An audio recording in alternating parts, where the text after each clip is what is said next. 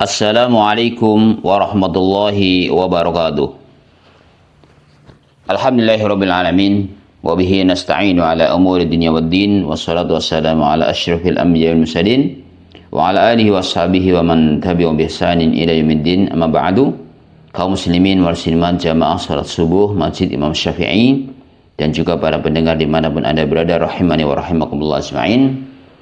Kita lanjutkan pembahasan kitab Bulughul Maram, hadis-hadis Nabi sallallahu alaihi wasallam.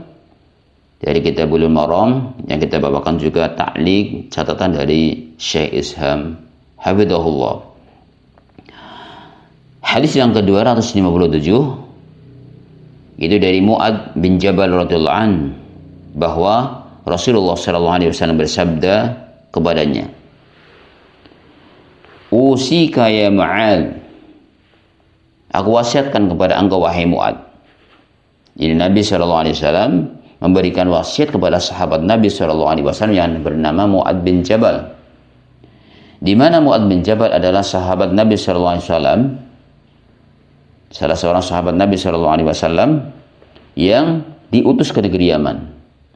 Di mana beliau dipesan ketika di negeri Yaman, "Falyakun awwala ma tad'uhum ilaihi syahadatu alla ilaha illallah." Hendaknya yang pertama kali kamu dakwahkan nanti di sana adalah persaksian bahwa tidak ada sesembahan yang hak disembah kecuali Allah. Artinya tauhid yang ditanamkan dulu. Ini sahabat Mu'ad bin Jabal. Nah, sahabat Mu'ad bin Jabal diwasiati, diberi pesan oleh Nabi SAW, "Aba la tad'anna dubura kulli salatin an taqul." Janganlah kamu tinggalkan setiap usai sholat untuk mengucapkan. Nah, kata dubur di sini, dubur kulli sholatin, bisa diartikan setelah selesai sholat atau sebelum salam, di ujung daripada sholatnya. Sebagaimana ujung daripada sholatnya dijelaskan oleh Syekh Abdul Muhsin, Syekh Abdul Razak bin Abdul Muhsin, ya, hafizahullah. Ini sebelum salam berarti. Jadi kata-kata dubur bisa diartikan sebelum salam atau setelah salam. Kita lihat konteksnya. Seperti halnya yang hadis sebelumnya, bahwa kita suruh bertasbih dubur kulli sholatin, kemudian tahmid, kemudian takbir, artinya setelah sholat dia bertasbih, kemudian mengucapkan alhamdulillah, kemudian mengucapkan Allah Akbar, itu setelah selesai sholat. Nah, Nabi SAW berpesan kepada Mu'ad bin Jabal, Allahumma, akan dibaca seusai sholat, Allahumma a'inni ala dzikrika wa syukrika wa husni ibadati. Ya Allah, tolonglah aku untuk selalu ingat kepadamu. Ini menunjukkan bahwa manusia itu seringnya lupa. Kadang kita sudah tahu doa, maka kita lupa nggak baca bismillah. Sudah tahu doa, masuk masjid kita tidak berdoa, masuk masjid. Kita sudah tahu doa keluar masjid, tidak doa keluar masjid. Dan yang lainnya. Maka kita minta tolong kepada Allah Subhanahu wa Ta'ala agar diingatkan, karena yang melupakan kita terkadang syaitan.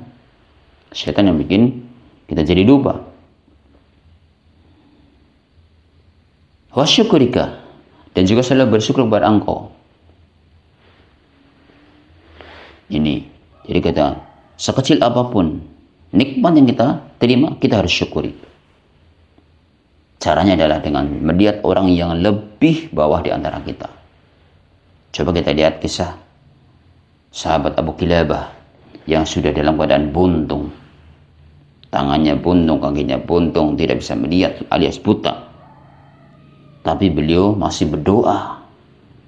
Berdoa kepada Allah SWT, zikir kepada Allah SWT. Alhamdulillahilladzi faddalani ala katsirin man khalaqa tafdila.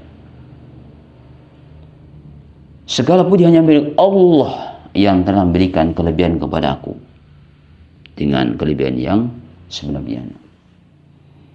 Subhanallah, yang melihat kelebihan apa yang engkau dapati wahai Abu Kilabah.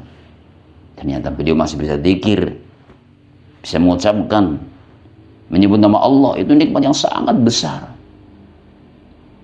Sehingga dalam kisahnya sampai beliau ketika mau sholat, yang ambilkan air wudhu adalah orang lain.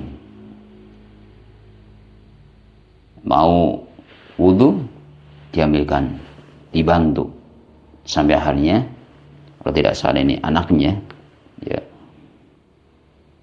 suatu hari diterkam oleh binatang buas, yang akhirnya meninggal.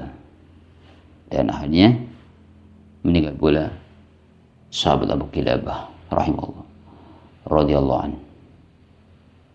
Nah, ini menunjukkan bahwasanya pentingnya syukur, mengingat orang yang kondisinya lebih bawah kita.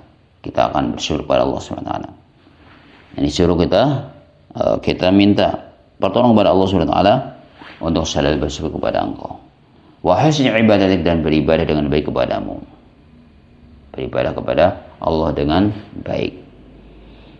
Nah, ini kita baca, Allahumma a'inni ala dzikrika wa syukrika wa husni ibadatik.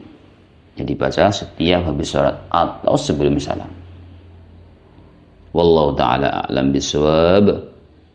Ini yang bisa kita sampaikan pada kesempatan yang baik ini. Ini hadis diriwayatkan oleh Ahmad, Abu Dawud, dan An-Nasai dengan sanad yang kuat.